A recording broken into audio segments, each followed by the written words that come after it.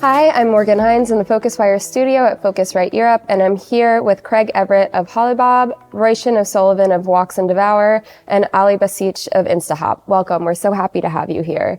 We're going to talk a little bit about one of travel's hottest topics, tours and activities, and this is going to be really fun. So let's dive right in. I'd love to start with the biggest trends you've seen pop in 2025 for the space.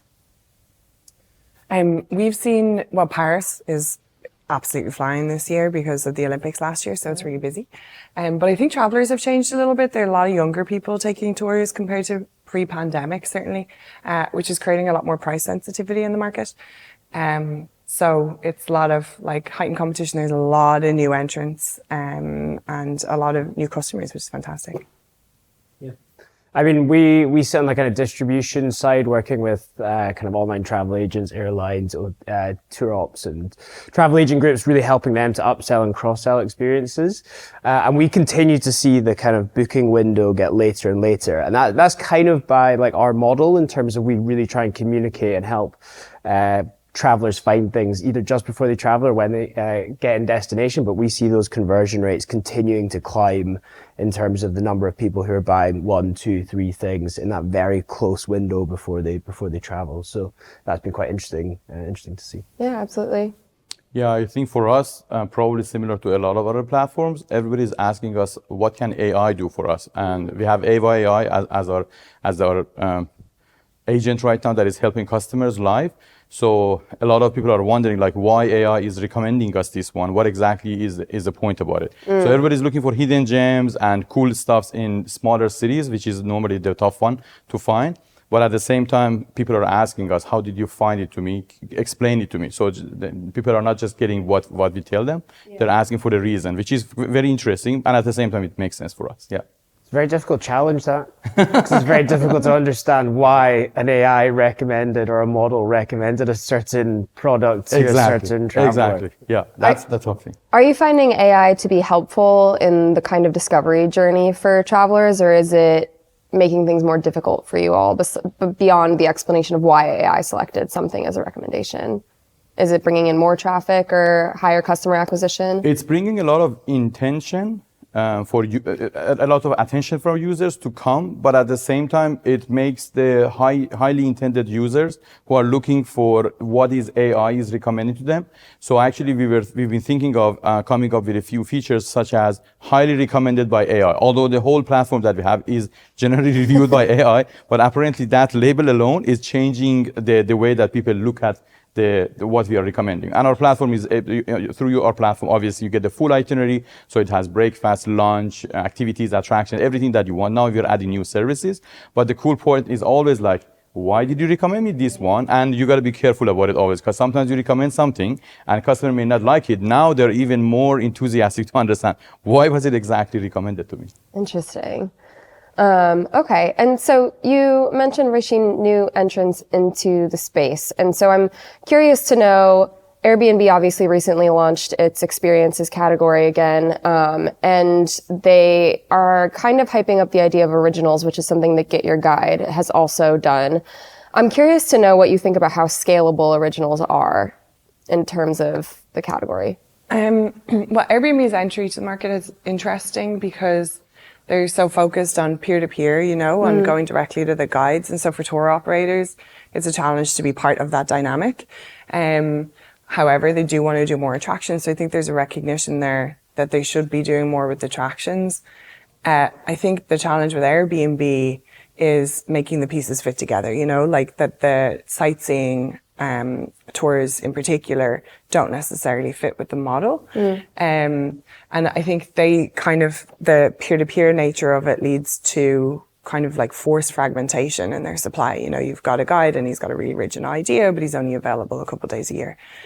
So I think that's a real problem is the inherent fragmentation there. Yeah. Whereas the tour operators have combined supply. We've got departures of a popular tour maybe 10 times a day, but they don't really want that dynamic. So, I think it's going to be a challenge for them to make the industry fit with their ideals and some really strongly held beliefs about who they are and what they do. Yeah. I think it's interesting though. It depends what they're trying to use these concepts for. Like if it's around media and awareness and interest, I think, the Mary Berry cooking class, like, oh, that's really cool. Or the Mark Cavendish cycling ride, that's all really cool stuff. And it was kind of, some of the Get Your Guide originals had that same flavor, and it does really drive interest in the platforms. But as you say, I think you end up having to engage with the larger tour operators if you really want to deliver the scale that they want to operate at, right? And Get Your Guide have backed away from that, and I think Airbnb will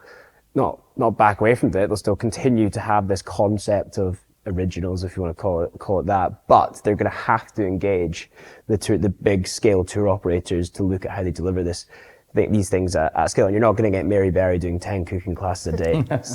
I think they really underestimate the challenge of working with attractions as well, the idea that they'll just be able to get access to major attractions. We've been going for 15 years. It can take that to build a relationship. So I think as you see OTAs go in and out of being suppliers, it tends to match up with challenges that they've had getting any access at all to major attractions, who are not particularly inclined to want to work with them. But I think it's net positive for the industry, right? Yeah. More competition, more visibility. This is becoming a much bigger part of the narrative. We're having conversations with people like you. There's various different conversations going on stage, and there's new entrants at different points trying to solve different problems. And it's a very fragmented, very difficult market to aggregate, to distribute, to deliver. So, the more that we're able to talk about the issues that exist and think about, what are the solutions that need to exist in order to solve those problems, the better, in my view. It's better for everyone. Yeah, and I guess, is there a place for this kind of category with the scarcity mindset and the idea of marketing and driving interest in the category to have these kinds of originals? Yeah, I think when people from outside the industry think about tours and activities, they do tend to talk about those kind of off the beaten path, but mosaic making, graffiti tours, etc. There's not a lot of demand for that. The reality is that a very high percentage of what Fire Tour sells is Coliseum tours, because that's what people want to do, Airbnb, I think, has the opportunity to create demand for that kind of experience. So I think there's a lot of hype around these original experiences. There's not a lot of demand for them now, but it would be great to see more demand for a broader range of experiences, because it's a really directly competitive market. So I think there's a really great opportunity there. So when we talk about demand, obviously that's rising for tours and activities, and it's being talked about a lot as a starting point for a lot of travelers, what they're going to do rather than where they're staying or what flights they can get. With that demand, is there room for startup innovation, or is consolidation kind of more prevalent right now with newer companies? Interesting question. There's a lot of, I think there's a lot of talk about the funnel inverting and people booking their experiences first. Now, I think experiences drive the destination, or what you can do in a destination often drives the destination that you choose to go to. But I still think the kind of traditional travel booking funnel will continue to persist, where, you book your flight and your hotel. Now, the interesting thing is, you think about Disney, there's a scarcity dynamic there, so people book that much further up the funnel. But my feeling, or my kind of what the evidence that we see in the number of bookings that we're doing later in the funnel kind of backs up, is that people like the flexibility within their itinerary to decide we're going to do X one day or Y the next day. So if there isn't a significant scarcity dynamic which is driving an earlier purchase, I think people still want to maintain that flexibility as far through their kind of journey as they can. But it'll be interesting as dynamic pricing and other stuff kind of comes into the industry, which it will, how those booking windows are affected and how people behave. Yeah. I think there's a lot of space for innovation, because the number of people who are booking tours as a percentage of total travelers is so small. Yeah. And so and we're all kind of focused on the same, on the same traveler. Americans coming to Europe looking for major attractions, maybe food tours.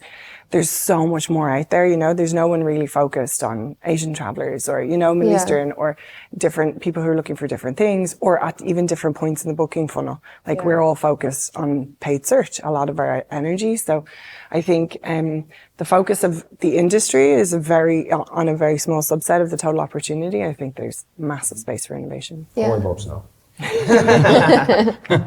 I think for Instahop, probably the dynamic one that you guys are talking about, actually in the real-time updates, that was one of the biggest things that we saw, especially with a bit weird weather conditions this year in Europe and North America. We're seeing a lot of people are asking for immediate change through the plan that we have created. So our itineraries normally it includes between 15 to 20 stops through one day, right? So there are a variety of activities that you can do, including your lunch stop, your dinner, the drink that you're gonna have.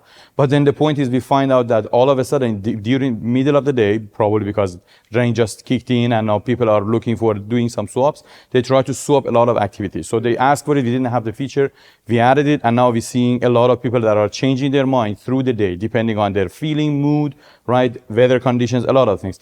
So I think that definitely in the market, we're seeing some changes as people go through the day. So definitely planning in advance is always something. But once you get to the real battlefield of being able to visit 30 places within one day, that's when you start to see some more realistic solution, which I hope that we can provide it as well. Yeah, so it sounds like there's definitely room for innovation in a lot of parts of this industry.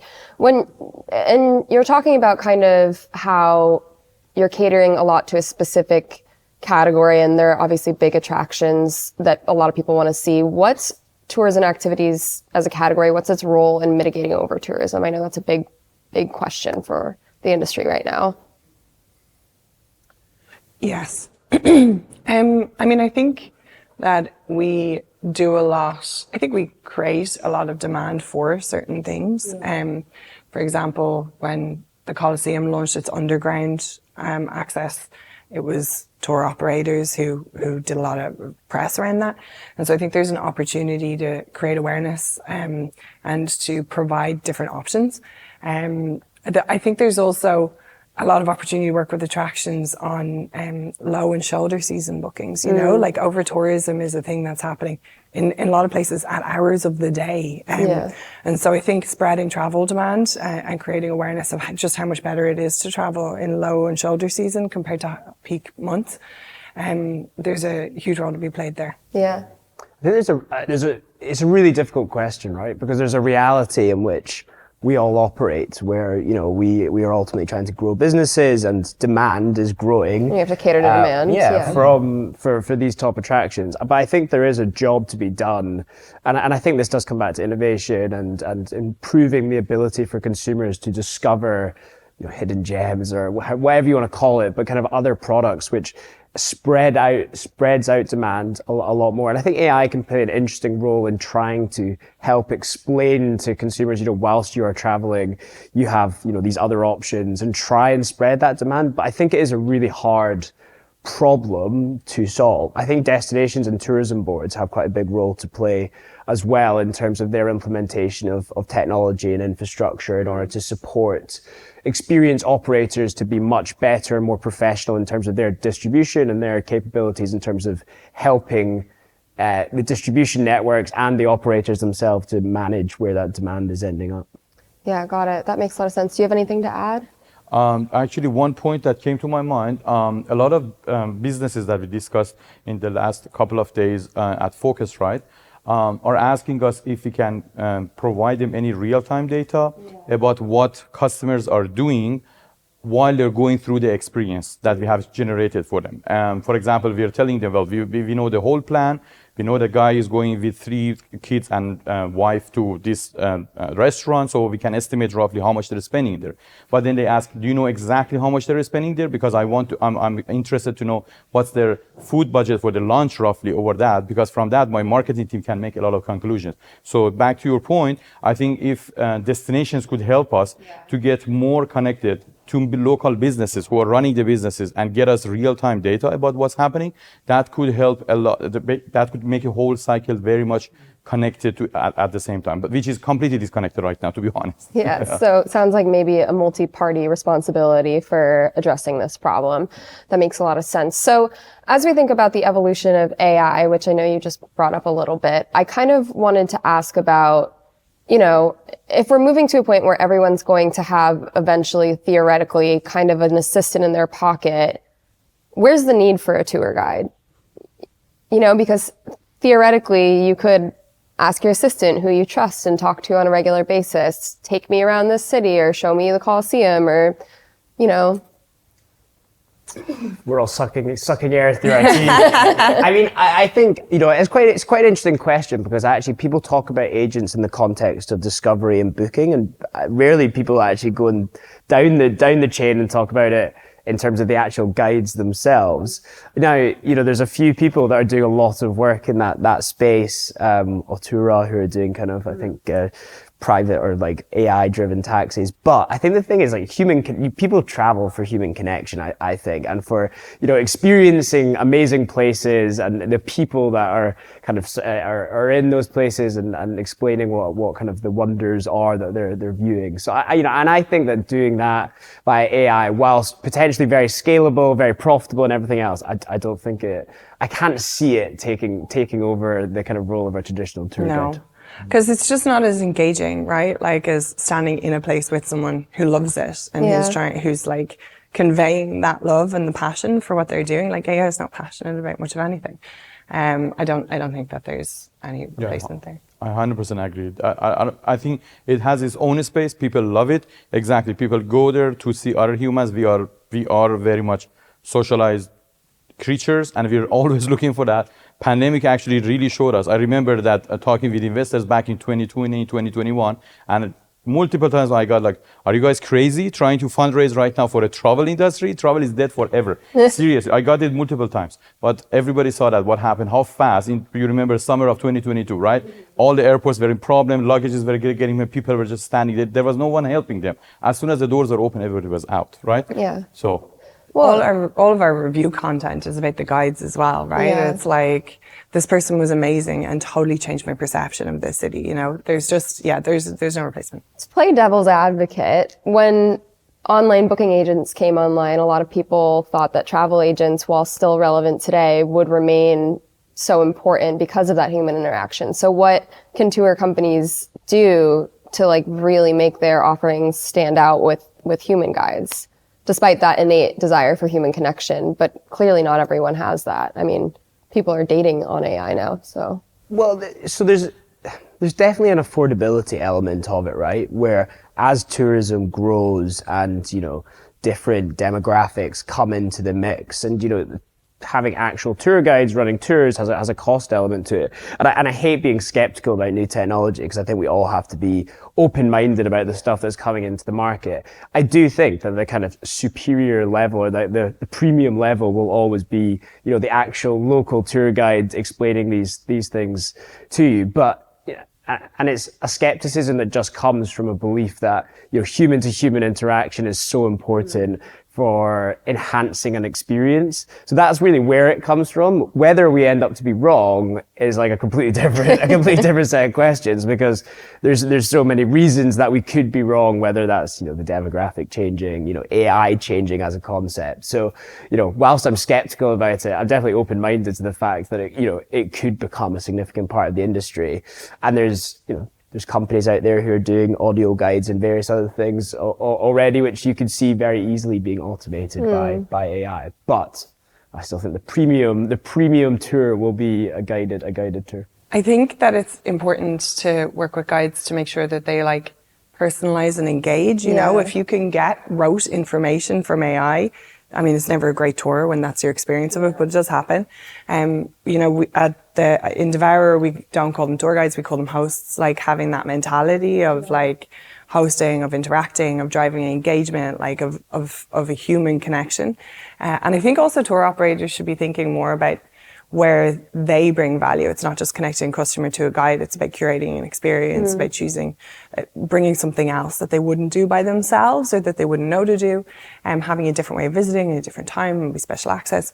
So I think the importance of like curation, personalization, engagement, just making the whole thing way more human and way more personalized, I think is important.